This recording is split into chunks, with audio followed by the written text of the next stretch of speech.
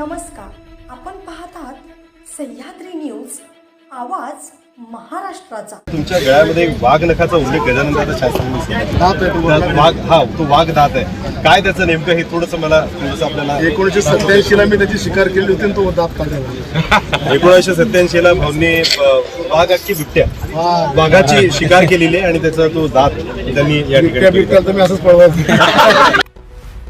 एकनाथ शिंदे यांच्या नेतृत्वाखालील शिवसेनेचे आमदार संजय गायकवाड हे चांगलेच अडचणीत आले। त्यांनी शिवजयंतीच्या दिवशी त्यांच्या गळ्यातील वाघाच्या दातासंदर्भात केलेल्या वक्तव्यावरून वन विभागाच्या पथकाने त्यांचे जबाब नोंदवले। शिवाय आमदार यांच्या गळ्यातील तो वाघ दात सदृश वस्तू सुद्धा वन विभागाच्या पथकाने जप्त केलाय।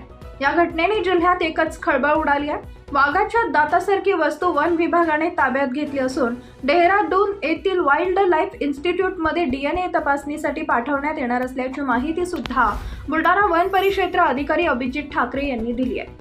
बुलढाण्याचे शिवसेना आमदार संजय गायकवाड यांनी 19 फेब्रुवारी रोजी एका स्थानिक प्रसार माध्यमाला त्यांच्या वेशभूषेसंदर्भात मुलाखत देताना गळ्यातील दात हा वाघाचा असून 1987 मध्ये त्याची शिकार केल्याचं वक्तव्य केलं होतं। तो व्हिडिओ सध्या व्हायरलही होत आहे। या संदर्भाने प्रादेशिक वन विभागाने आमदार संजय गायकवाड यांचा जबाब घेतल्याची माहिती वन विभागाने दिली आहे। आता या संदर्भातील अहवाल आल्यानंतर प्रत्यक्ष नेमकी वस्तुस्थिती स्पष्ट होईल, असे बुलढाणा प्रादेशिक वन विभाग वन परिक्षेत्र अधिकारी अभिजित ठाकरे यांनी म्हटलंय। बुलढाणा विधानसभा मतदारसंघाचे आमदार संजय गायकवाड यांच्याकडून त्यांच्या गळ्यात असलेला वाघाचा दात जप्त करण्यात आलेला आहे। सदर जप्त केलेला दात हा वैद्यकीय तपासणीसाठी wild life institute of India Dehradun येथे पाठवण्यात येत आहे।